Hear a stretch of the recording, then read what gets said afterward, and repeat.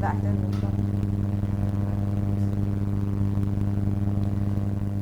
good morning again. My name is Nihad Bakri, SonoSchool instructor. Today I will talk about ocular ultrasound. Anyone do before ocular ultrasound? Perfect. Okay, before I go through the lecture, I just want to revise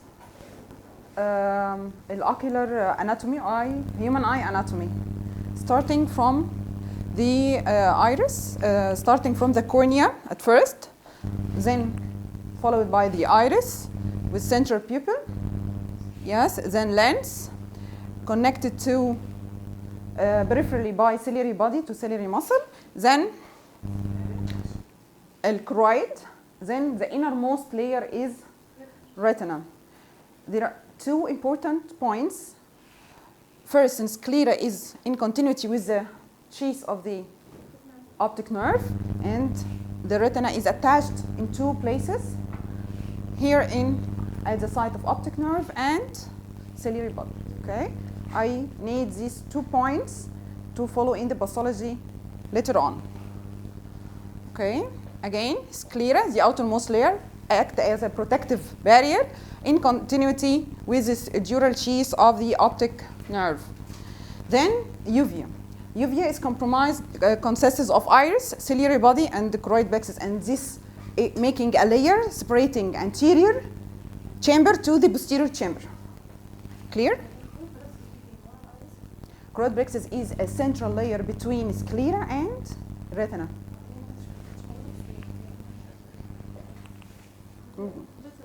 Okay, then the lens is positioned, and you want to focus on this, just posterior to the iris. Okay, and ciliary body peripherally, and ciliary muscle then choroid layer, as I said. The most important layer, the retina. Retina is the innermost, consists of sensory layer containing photoreceptors and pigment epithelial layers, then optic disc and the macula, the most important two parts in the retina. The macula is the thinnest part in the retina, which is easily detached. So you know to know these 2 points. What is the indication of ocular ultrasound? Trauma and anyone presenting with headache, signs of increased tension, or vision loss, or painful. Yeah? Yes? Okay. Is there any contraindication? Yes, perfect. Yes, globe rupture. If signs of globe rupture are noted during the exam, I have to shift to another modality. Equipments. What type of probe? Trauma? Yes. Open trauma ولا? When you you will see later on in the presentation. Okay. Material needed first. Which probe you? Superficial.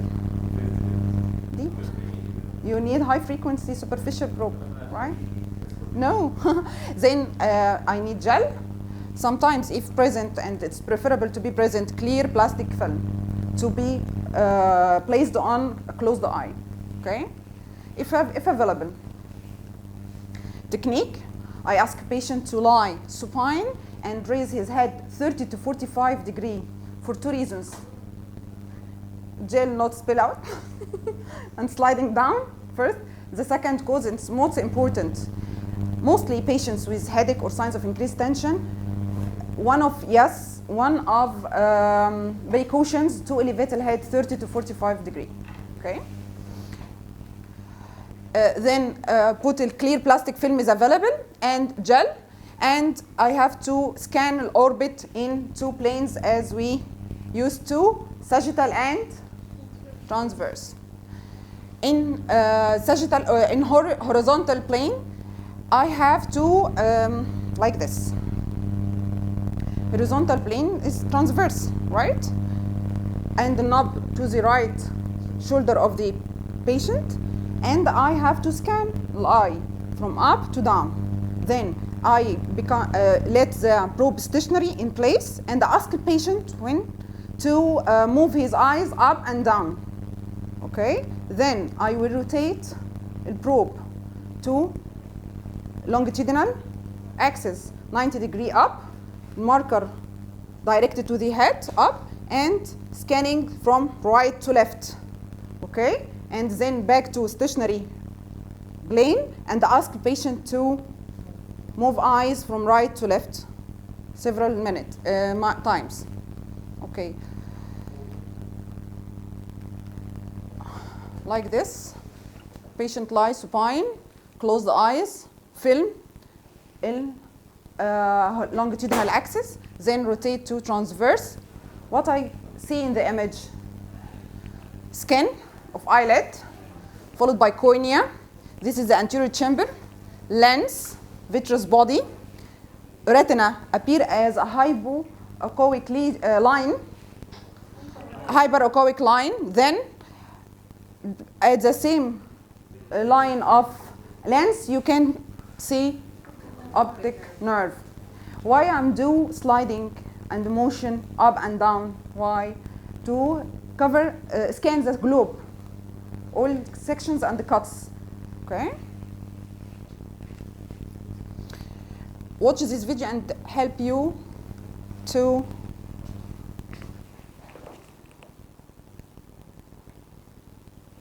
I need to open the video.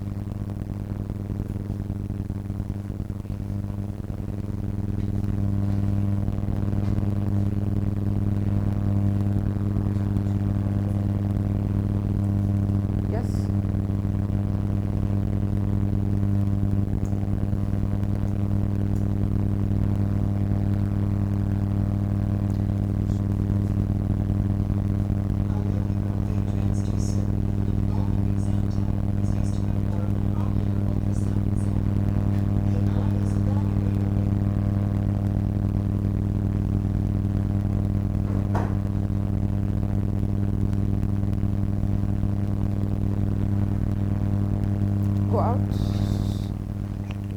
So close the presentation. Why not connect it to the screen?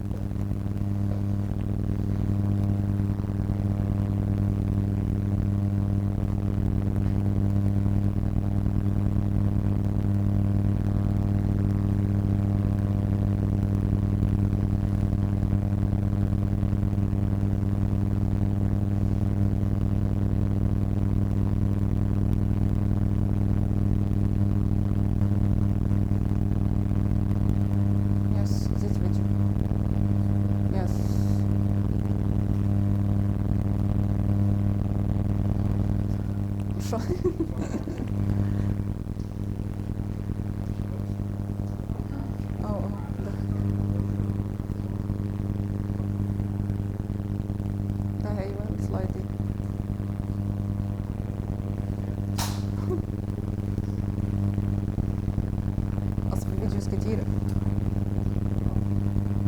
اوكي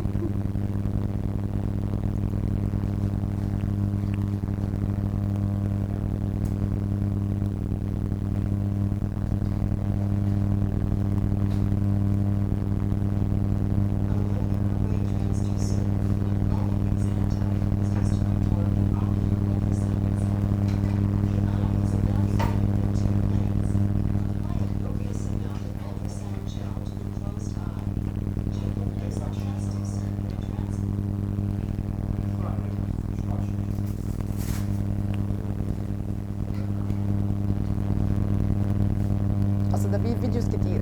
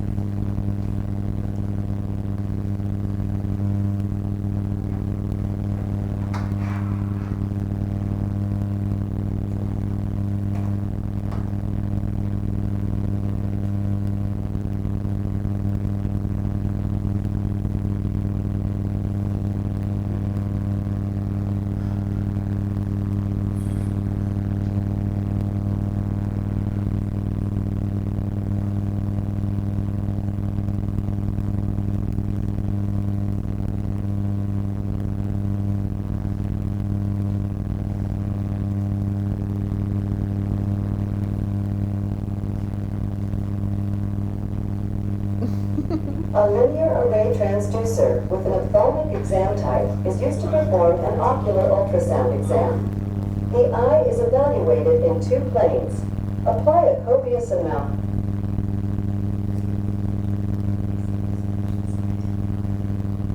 Yeah. Okay, next slide.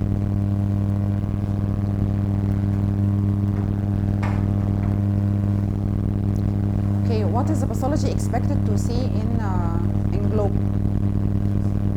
Vitreous hemorrhage, retinal detachment, vitreous detachment, lens dislocation, no, foreign body, optic nerve or chest edema. I will show in next slides.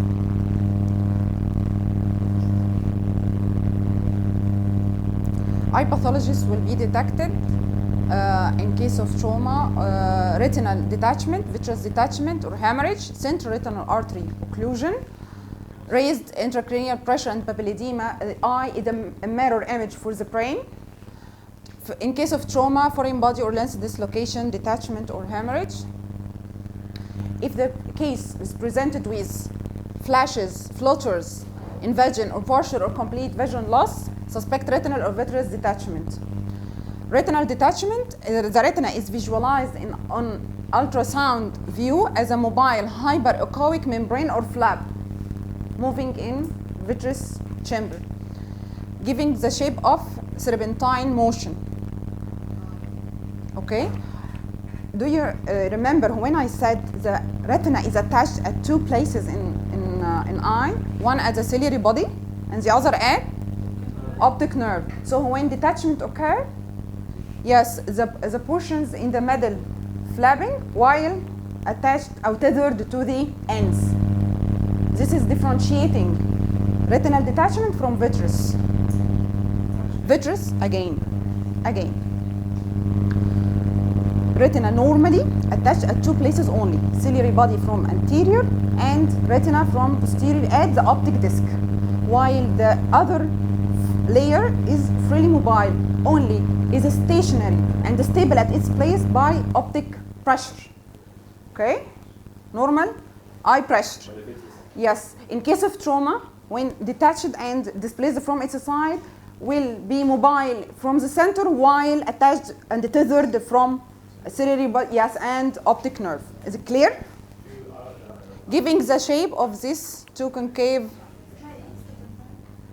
serpentine motion. When the patient, I ask the patient to move his eyes, will move.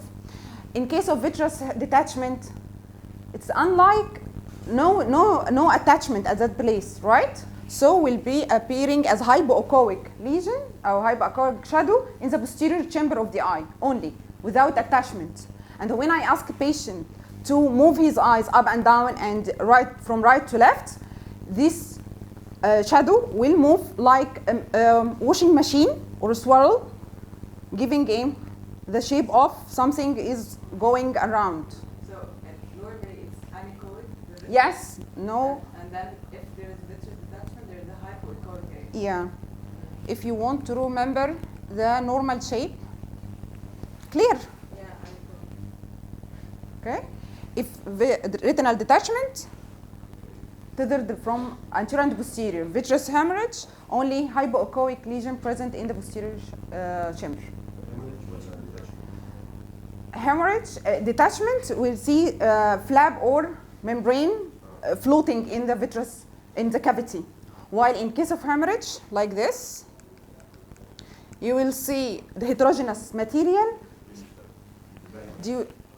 Yes, it's detachment. This is clear. Detached, without tethering. Yes, vitreous. In case of hemorrhage, you will see some heterogeneous hyperechoic material in the space. Okay? This is retinal detachment, tethered. Vitreous detachment, no attachment. No attachment to the sides or periphery. In case of hemorrhage, you will see hyperechoic material swirl or go around in. I hope this video. Yes. Okay. Like washing machine. Yes. Material, hypoechoic material with the membrane, hyperechoic. Yes. بالضبط This is the aim. This is the aim, to save him, to save eye. Yes, this is the aim. You detect the abnormality and in form of ophthalmology. Yes. In case of painless vision loss, if the case presented with painless vision loss, number one, you have to exclude, yes, central retinal artery occlusion. Appears as a white dot, hyperechoic white dot on the surface of optic. Yes, this is the entry of vessels. Okay, will be, to confirm more, you can use color Doppler and no flow across. Yeah, no color and presence of white hyperechoic dot. In case of headache and increased tension, as I said, the eye is the mirror to, yes, mirror image to the brain, and the optic nerve dural sheath is communicating with the subarachnoid space and meningeal sheath. When intracranial pressure rises, this is expand according along the sheath. This is reflected by wide optic sheath diameter and sometimes bulging disc. If an optic nerve sheath diameter greater than 5 millimeter, measured from a specific distance away from the retina, 3 millimeter, I will show on the next slide, this is called papilledema. And if, especially if a bulging disc more than 0.6 millimeter above a level of retina. Here, normally, again, normally. This is a normal eye. Okay, this is lens. You go in the same line. You will demonstrate an optic nerve. To measure a sheath, you have to go away from a retina. This is retina, hyperechoic line. Go away 3 millimeter and measure a sheath at this point. Okay? Normally 5 millimeter. More than 5 millimeter, this is edema. If there is bulge at this disc, this is papilledema. If more than 0.6 milli. Here, measure optic. Yes, optic disc here, 0.7. This is bulged. Yes. Okay. Again, this is retina. You wanted to measure optic sheath diameter, right? You will go measure 3 millimeter down in the optic nerve and take the from outside to outside. Sheath.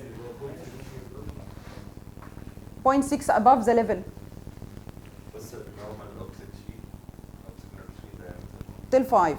More than 5 is dilated and edema.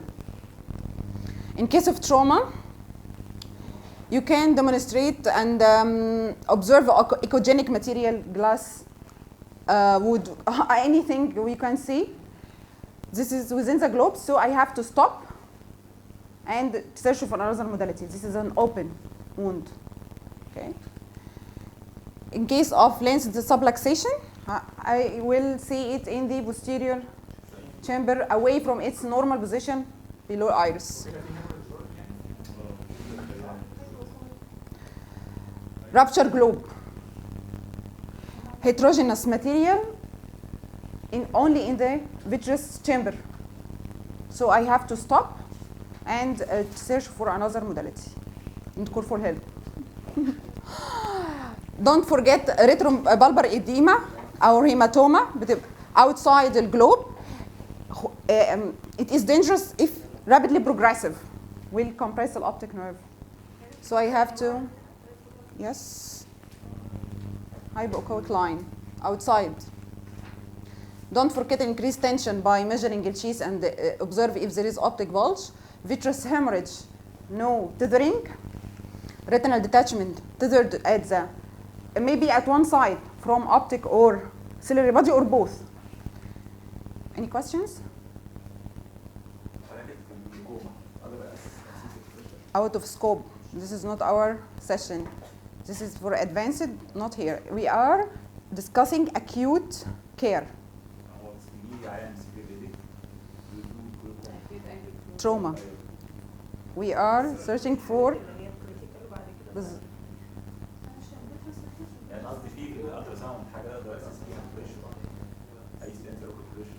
not in acute setting in ED.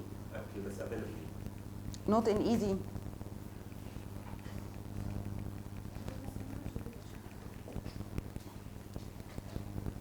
Look at this picture. This is eye, retinal detachment. You will see line, yes, attached at one place or two places, according to trauma or a lesion. While in case of vitreous detachment, you will see line and no attachment. In case of hemorrhage, you will see material going through the globe with eye movement, hypoechoic material. Line moving.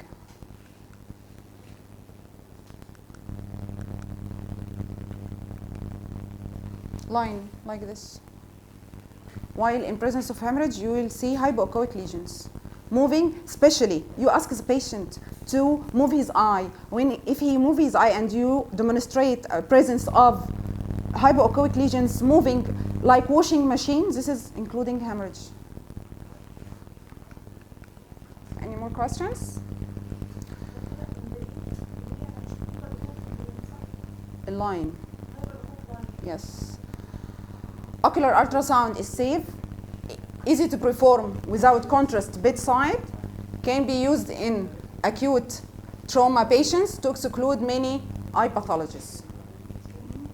Thank you. خدوا نفس بقى عشان هناخد اللي بعديها.